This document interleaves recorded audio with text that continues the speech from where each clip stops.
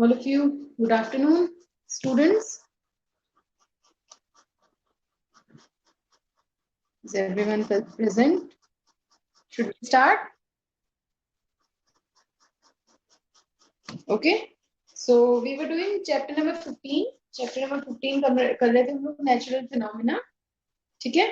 उसमें earlier we discussed some of the concept about charge. What are the types of charge? Then we discussed lightning. Lightning मैंने आपको बताया था कि how lightning occurs and charge distribution कैसे होता है क्लाउड्स में and how the process of lightning takes place that we discuss. उसमें किसी को डाउट है?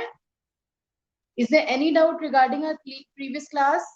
वहां तक कुछ भी anything which you don't understand want me to repeat? Anything? Is it clear so far? Should we continue? Okay, so come to page number 189. Page number 189 देखेंगे. हमने लाइटनिंग सेफ्टी पढ़ लिया था. Now we have to start dos and don'ts during thunderstorm. ठीक है, यहीं से करना था. Dos and don'ts during a thunderstorm, page number 189 all of you. ठीक है, so let's start. There are two conditions given in it. The first one is when we are outside the house, जब हम घर से बाहर हैं, and the second when we are inside, our precautions that we have to take, whatever things that we can do while thunderstorm and whatever the things which we have to avoid in the case of thunderstorm. These are the things which are discussed in this topic. So let's begin. Page number 189. Have you all opened the page, this page number? So I'll be reading here. Outside, जब आप घर के बाहर हो तब आपको क्या करना है? Open vehicles such as motorbikes, tractors, construction machines, open cars are not safe. क्योंकि जो भी मेटेलिक चीजें हैं उसके, जैसे कार और बस में अगर हो आप अंदर हो तो close your windows and doors, वो बंद रखो, दैट इज सेफ. लेकिन अगर आप you are on open vehicle, किसी ओपन टू व्हीलर पे हो सपोज, या फिर किसी मशीनरी पे हो, ओपन मशीनरी है वहां पे हो, in that case that is not safe. You have to take precautions to protect yourself.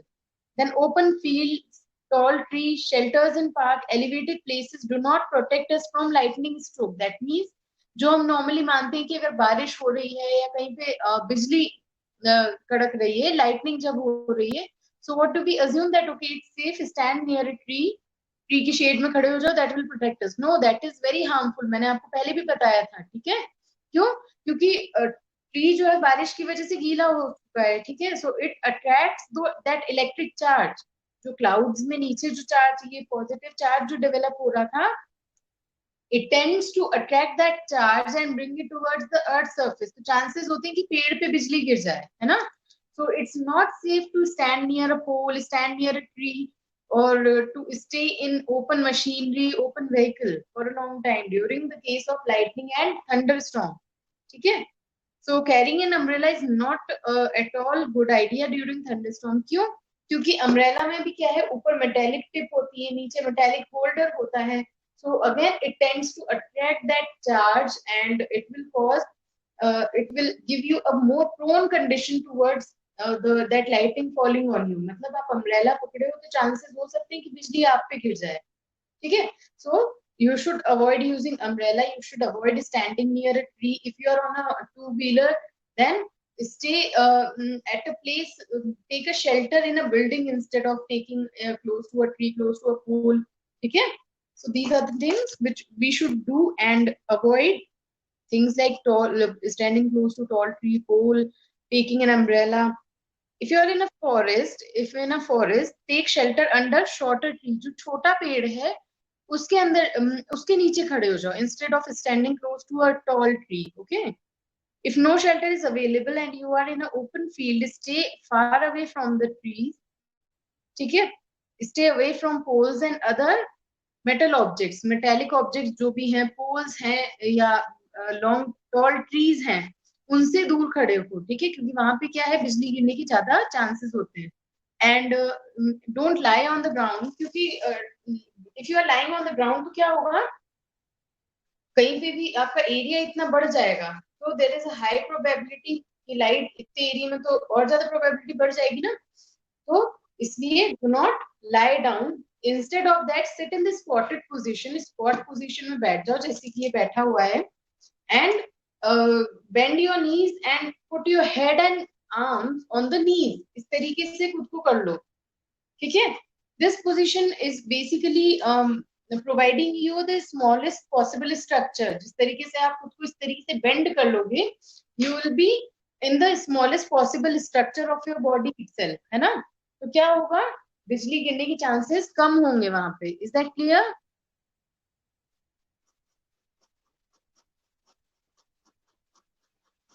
क्या हुआ युगांग, साइंस की तो चल रही है क्लास, कौन सी क्लास की बात कर रहे हो? No discussion among yourselves, okay.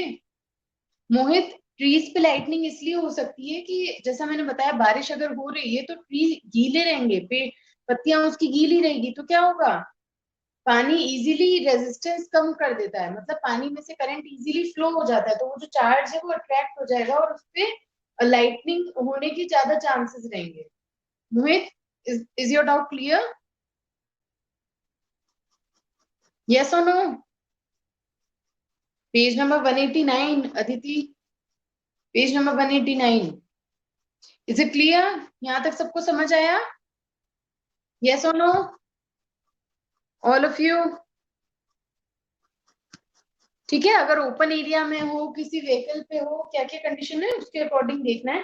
Then the next is inside the house. If you are inside your house, then what are the do's and don'ts that you have to take into consideration? The first one is, if you are inside the house, then lightning can strike telephone cords, जो आपके landline अब mostly नहीं होते घर पे, but still telephone chords जो होती है, इलेक्ट्रिकल वायर्स होते हैं, मेटल पाइप्स होते हैं, सो stay away from it, do not use those landline phones, do not use electric wires को टच मत करो उस टाइम पे, do not touch metal pipes, ठीक है। during a thunderstorm, contact with these should be avoided, and it is safer to use mobile phones and cordless phones, mobile phone और cordless phones use कर सकते हैं, ठीक है। it is safer, but make sure the person you are calling right now shouldn't be using that landline phone. आप किसी को landline number पे कॉल कर रहे हो तो क्या होगा, it may harm the other person, isn't it?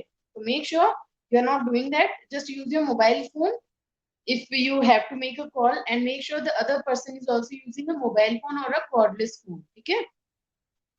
Bathing should be avoided during thunderstorm to avoid contact with running water. Running water अगर होगा तो वही मैंने बताया, it water can easily let the charge flow through itself, ठीक है। So it is better to avoid any contact with running water, isn't it? Then electrical appliances like computers, TV, etc. should be unplugged. Electrical lights can remain on, right? Lights on हो सकती है, but electrical devices like computer, TV, etc. इनको unplug कर दो, and lights do not cause any harm. यहाँ तक समझ आया? When you are inside your house and when you are outside the house, what are the do's and don'ts which you should keep in your mind? Is that clear? The next is lightning conductor. On page number 190, all of you. Page number 190, what are lightning conductors? ठीक है, lightning conductors क्या होते हैं? Lightning conductor is a device used to protect buildings from the effect of lightning. That means lightning हो रही है तो building को protect करते हैं। कैसे करते हैं? Lightning conductor क्या होता है? एक metallic rod होती है छोटी सी, जो हम बिल्डिंग के टॉप पे लगाते हैं, ठीक है, हाइट पे लगाते हैं, और उसका एक एंड तो होगा बिल्डिंग के टॉप पे और एक नीचे नीचे होगा ऑन द ग्राउंड, ठीक है। So a metallic rod taller than the building is installed in the wall of the building during its construction. One end of the rod is kept out in the air and the other end is buried deep in the ground. Ground के अंदर होगा दूसरा end उसका, ठीक है। The rod provides easy route for the transfer of electric charge to the ground. That means जो electric charge जो ऊपर से आएगा, वही जो मैंने बताया आपको, बिजली गिर रही है means to say there is a closed path for the charge to flow from cloud to the ground, है ना। तो वो क्या करेगा कि क्लोज्ड पाथ प्रोवाइड करेगा इन केस चार्ज वहां पे डेवलप हो गया, हेवी चार्ज जो अर्थ की तरफ जा रहा है उसको वो क्या करेगा, इजीली रूट प्रोवाइड करेगा, ताकि उस रूट से होता हुआ वो चार्ज ग्राउंड तक चला जाए। तो इससे क्या होगा, बेनिफिट ये है इससे कि वो बिल्डिंग को डैमेज नहीं करेगा, इंस्टेड उसे एक डायरेक्ट पाथ मिल जाएगा चार्ज को फ्लो होने का, तो ग्राउंड की तरफ चला जाएगा। So it will protect the near by buildings also, और जिस बिल्डिंग में लगा हुआ उसको भी वो प्रोटेक्ट करेगा from the direct effect of lightning. क्योंकि अगर बिल्डिंग पे गिर गई तो क्या होगा, उसकी सीलिंग टूट सकती है, it can harm the building to a great extent, but अगर उसमें से डायरेक्टली फ्लो हो रहा है तो क्या होगा, it won't harm the building. Is that clear? What is lightning conductor? What is the purpose of lightning conductor? समझ आया? The metal columns used during construction, electrical wires and water pipes in the building also protect us to an extent. Do not touch them during thunderstorm. हो सकता है ये जो pipes है metal के, वो सब डायरेक्ट वो बिजली जो गिर रही है उस चार्ज को फ्लो कर ले अपने अंदर. So it's better, although it is protecting the building, but if you touch it, if you come in direct contact with it during the process of lightning, so it will harm you. ठीक है, आप पे बिजली गिर जाएगी वो. So that is why it is advised that do not touch these metal pipes, do not touch these electric wires in case of thundering or lightning.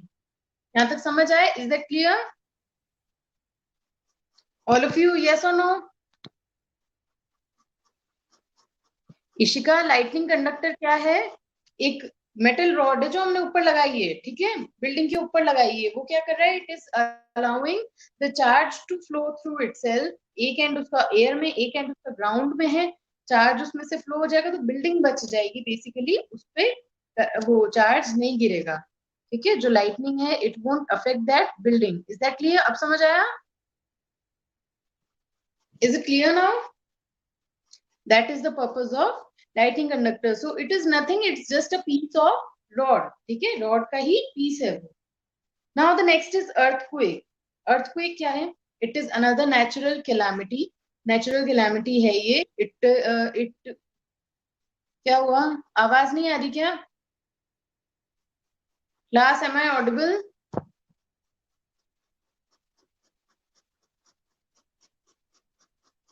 Yes or no? आवाज आ रही सबको? ओके, सो अर्थक्वेक क्या है? It is another natural calamity जो कि because of the movement of plates, अभी हम discuss करेंगे यहाँ पे कैसे होता है अर्थक्वेक. तो प्रेडिक्ट नहीं कर सकते हम कि कब होगा earthquake. It is very random, it can not be predicted. So far we just know why does it occur, but when will it occur, when will it occur for the next time in an area, that cannot be predicted. ठीक है, वो हम नहीं बता सकते कि हाँ यहाँ पे अर्थक्वेक हो सकता है. ओके, होता क्या है generally, these natural calamities are accompanied by further different things. Thunder है तो जोर से हवाएं भी चल सकती है, it may lead to storm in area. कई बार लाइटनिंग है, बहुत ज्यादा हैवी रेन हो रही, साइक्लोन भी हो सकता है उसकी वजह से. ठीक है, so these are accompanied by different things. Earthquake हो रहा है, it may lead to volcanic eruption also. ठीक है, so basically what happens, why does this earthquake happen? Let's see here. ये देखो अर्थ का मैंने एक डायग्राम बनाया है, अर्थ का इंटरनल डायग्राम है ये. अर्थ इंटरनली कैसी है आपकी बुक में भी है ये. अगर आप डीप जाओगे, अंदर तक जाओगे अर्थ के, so the innermost thing that you will find is the inner core. दिख रहा है सबको? एक बार देख लीजिए.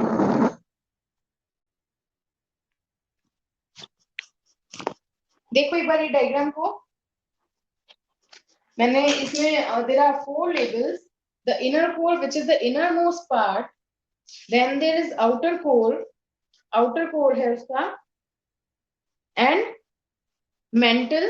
उसके ऊपर outer most is the crust पे हम लोग रहते हैं. This is the outer most layer of the earth on which we live. So this is the crust where we live. Inside it is the mental.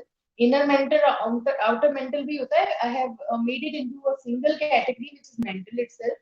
Then the next is outer core and the last one is inner core. Combining it together, I can say there are 3 basic parts, or 3, I can classify it broadly into 3 parts. First of all is the core, the second is the mental and the last one is crust. ठीक है, तो crust क्या है आपका? outer most solid part है ये अर्थ का, where we live.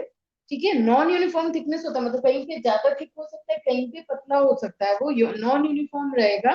जैसे कि ओशियन फ्लोर है, वो थिन होगी। लैंड जहाँ पे आप रह रहे हो दैट इज थिकर। ओके, अलग अलग टाइप की रॉक्स, अलग अलग टाइप के लैंड मिलेगी यहाँ पे, वाटर लेयर मिल सकती है यहाँ पे on the crust. come inside, that is the mantle. The second part is the mantle. If you cannot see the diagram on the board, it is there in your book. Book में देख लेंगे diagram. See here on page number 192. If you can't see this diagram, page number 192 पे देखेंगे और audio सुनते जाओ तो समझ आ जाएगा। पेज नंबर 192 पे फिगर नंबर 15.9 सबको मिल गया? ठीक है, तो वो वाला डायग्राम देख लो। तो the second part is mental. Mental क्या है? It lies just below this crust, just below this crust you can see this is the part called mantle. इसमें क्या होता है, आपके सॉलिड सेमी सॉलिड रॉक्स होते हैं, मतलब ना एकदम सॉलिड हार्ड भी नहीं होगा तो बहुत you can say liquid form में भी नहीं होगा। इट इज सेमी सॉलिड जिसमें कि आयरन, मैग्नीशियम, कैल्शियम और रॉक्स प्रेजेंट होती है इसमें। ठीक है, different minerals are present, different rocks are present in this region. And इसमें कई सारी लेयर्स होती हैं। ठीक है, उसी पे बेस्ड अर्थक्वेक आता है, इसमें लेयर्स प्रेजेंट होती हैं। ठीक है, लेयर्स यहाँ से इमर्ज होती हैं और पूरा क्रस्ट तक जाती है। ठीक है, then the inner most part is the core. This is the inner most part, outer core, inner core, collectively I call it core. ठीक है, that is the inner most part. And दो parts में जैसे कि आपको दिख रहा है डिवाइडेड है। तो आउटर कोर जो होगा इसमें तो आयरन और निकल प्रेजेंट होता है आउटर कोर में। आप चाहो तो डायग्राम जहाँ पे वहां पे लिख लो, जैसे यहाँ पे मैंने आपको बताया कि कैल्शियम, मैग्नीशियम, आयरन और सेमी सॉलिड रॉक्स प्रेजेंट है। यहाँ पे आप देख सकते हो, यहाँ पे जो है आयरन और निकल प्रेजेंट होता है सॉलिड फॉर्म में, और जो सॉरी आयरन और निकल प्रेजेंट होगा लिक्विड फॉर्म में, मोल्टन फॉर्म में आउटर कोर में, और इनर कोर में सॉलिड फॉर्म में होगा वो, क्योंकि कंप्रेस हो जाएगा ना बहुत ज्यादा। तो यहाँ पे क्या है, कंप्रेस हो गया वो, तो it will be present in solid form, iron and निकल। यहाँ पे जो होगा लिक्विड फॉर्म में, मोल्टन फॉर्म में मिलेगा आपको। समझ आया? Is that clear? Mohit, crust is the outer most part जिसपे हम लोग रहते हैं, लैंड जो है हमारी, that is crust, the outer most layer of the earth. Crust है ये, मतलब that is the outer most layer. ठीक है,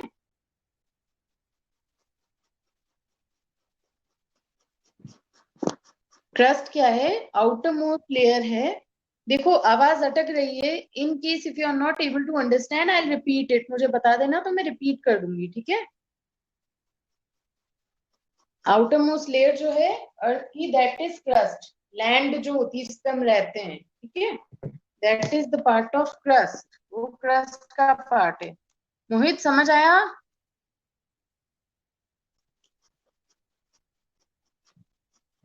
ठीक है, नाउ सी, ये जो क्रस्ट और ये जो मेंटल की जो अपर लेयर है, means if you see here, I am rubbing this right now, जो लेबलिंग है उसको मैं रब कर रही हूँ ये वाली, तो आपको समझ आ जाएगा। थोड़ा सा बुक में देख लेना, लेबल तो आपको बता ही दिया मैंने। आउटर मोस्ट क्रस्ट है, उसके अंदर मेंटल है। तो ये जो क्रस्ट वाली लेयर है ये, और ये जो मेंटल की जो ऊपर वाली लेयर है, the top layer of mental and this crust, collectively this forms lithosphere. Lithosphere कहते हैं इसे, that means the layer of earth which is formed by crust and the layer, the outer layer of mantle, mantle की ऊपर वाली layer और crust को मिला के जो लेयर बनती है, that is lithosphere. ये क्या है आपका? lithosphere. ठीक है, so when I'm saying lithosphere I mean to say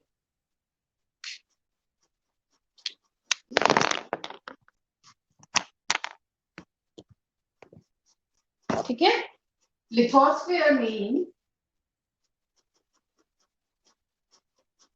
lithosphere means crust plus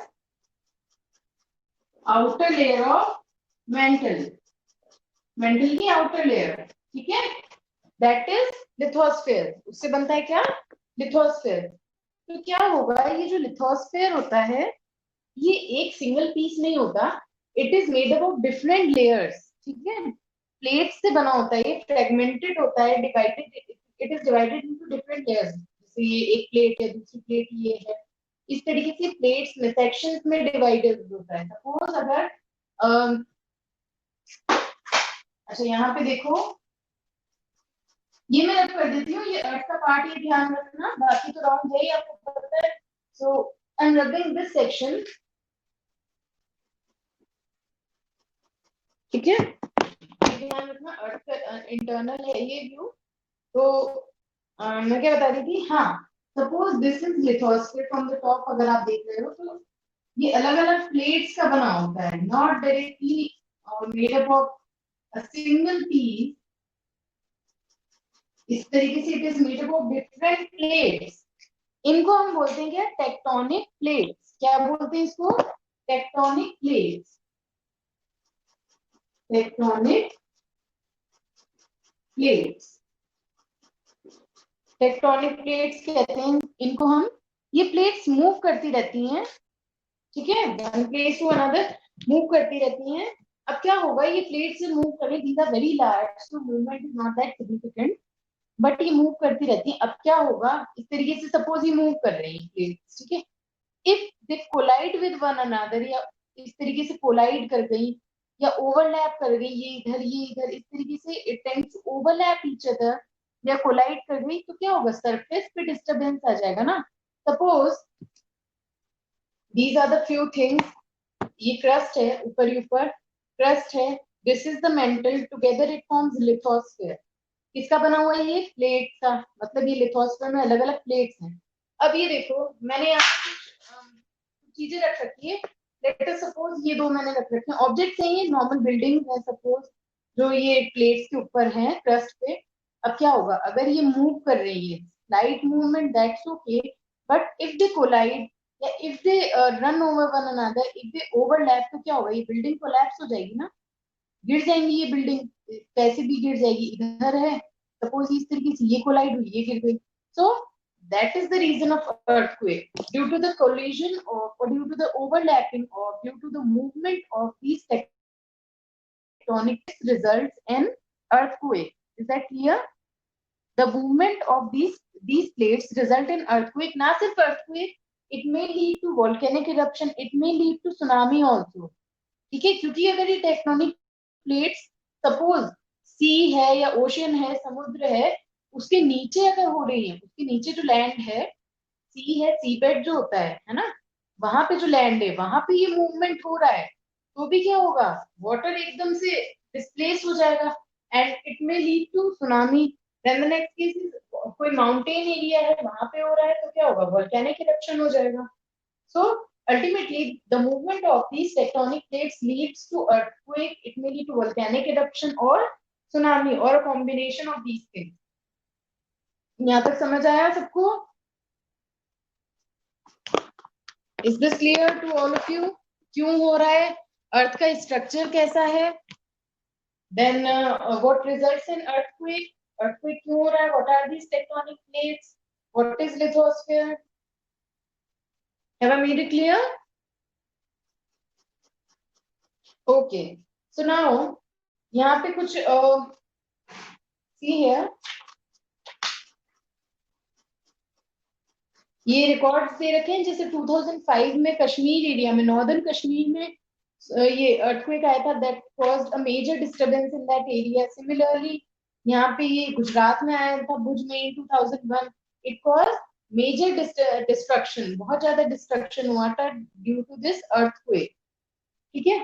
so now it is clear what is earthquake, ये मैंने डिस्क्राइब कर दिया आपको, these layers of earth and why does this earthquake occur. But the next thing is that we cannot determine कि किस extent तक earthquake आएगा, मतलब we cannot determine कि किस extent तक आएगा और कब आएगा, क्योंकि that movement of these tectonic plates is random. तो ये reason है earthquake क्यों आ रहा है. We are clear with the reason that what the reason is for this earthquake to come. Earthquake क्यों आ रहा है वो रीजन हमको क्लियर है, but we do not know that when this movement of these tectonic plates can take place. We can't predict that. तो हम ये भी प्रेडिक्ट नहीं कर सकते कि किसी रीजन में अर्थक्वेक कब आएगा. We can not predict that. It is very random. ठीक है, रैंडम में कभी भी आ सकता है, कहीं भी आ सकता है. नेक्स्ट थिंग इज कि कितना एक्सटेंड तक आएगा. To what extend that happens we can not predict that also, कि कितना ज्यादा आएगा ये. और आ गया अर्थक्वेक, उसके बाद वी कैन डिटरमाइन कि कितना ज्यादा अर्थक्वेक आया, किस लेवल पे आया. इज इट वेरी डिस्ट्रक्टिव और it is quite normal, not that destructive. वो हम डिटरमाइन कर सकते हैं. वो कैसे करते हैं हम? रिक्टर स्केल से. सी है Richter scale. On page number 193 पे देखेंगे डेफिनेशन. एक स्केल है basically which describes the amount or the magnitude of this earthquake. earthquake किस लेवल का आया है वो हम डिटरमाइन कर सकते हैं यूजिंग रिक्टर स्केल. कितनी पावर है उसकी. ठीक है, जैसे कि 7 के अराउंड आता है और more than 7 is a very destructive earthquake. ठीक है, बहुत डिस्ट्रक्टिव है. जो भुज में कश्मीर में आया था इसका 7.5 मैग्नीट्यूड था रिक्टर स्केल पे. That means it is very high. It is very destructive. It can cause death. It can cause to major destruction to the buildings, major destruction to the lives of the people. Okay, it is very harmful to say that. If I am saying it is beyond 7 or it is in the range of 7, that is destructive. तो ये हम इससे पता लगा सकते हैं Richter scale की reading से. ठीक है, इससे पता लग जाएगा कि किस रेंज में है ये हमारा earthquake. The next thing is कि हम एक आइडिया हो सकता है हमें कि यहाँ पे मेजर अर्थक्वेक आते हैं. So that is called fault zone या सीस्मिक जोन उसको हम बोलते हैं. वो रीजन जहाँ पे कि फ्रीक्वेंट अर्थक्वेक आते हैं या there are more chances, that means a area which is more prone to earthquake. ठीक है, वहाँ पे ज्यादा चांसेस है अर्थक्वेक आने की. दैट इज कॉल्ड सीस्मिक और fault zone. Still, we can't say whether the earthquake will come at what time. We cannot predict that. Okay, all we can say is that this area is prone to earthquake. There happens a lot more earthquake as compared to other regions. ठीक है, तो उस region को हम बोलते हैं seismic और fault zone. जैसे कि इंडिया में Kashmir, western and central Himalayas and the whole of north east, run of Kutch, Rajasthan and the Indo Gangetic plain. ये जो है हमारा जो नॉर्दर्न एरिया, सेंट्रल प्लेन है हमारे ईस्टर्न साइड पे है. ये एरियाज काफी अफेक्टेड हैं, काफी प्रोन है टू दिस अर्थक्वेक. सदर्न में कुछ एरियाज हैं जो कि अर्थक्वेक के इस रेंज में आते हैं. आपके ये जो फॉल्ट जोन है इसमें आते हैं. ठीक है, now see here they have tried the scale works. ये डायग्राम देखो आप. इसमें क्या होता है, एक ड्रम लाइक स्ट्रक्चर होगा, रोटेटिंग ड्रम, जिसपे कि एक चार्ट लगा होगा. चार्ट पेपर, उसपे क्या होगा, पेंडुलम ऐसा होगा पेंडुलम, और यहाँ पे एक पेन होगा. ठीक है, ये ऐसे ही समझ लो इस तरीके का सीन. ये एक सपोर्ट से अटैच्ड है. It is free to move. ये फ्री है, किसी भी डायरेक्शन में मूव कर सकता है. इसके नीचे एक ड्रम लगा हुआ है इस तरीके से. अब क्या होगा, जैसे ही अर्थक्वेक आएगा ये फ्रीली मूव होने लग जाएगा. सपोज थोड़ा सा अर्थक्वेक आया तो ये थोड़ा थोड़ा मूव होगा. तेज अर्थक्वेक आया तो ये उतना ही फ्रीली तेज चलने लग जाएगा. तो ये क्या है, इस ड्रम पे ये रीडिंग बना देगा अपनी कुछ इस तरीके से, जिगजैग पैटर्न में, इस तरीके से. ठीक है, तो अगर अर्थक्वेक माइनर सा है, रबिंग दिस नाउ,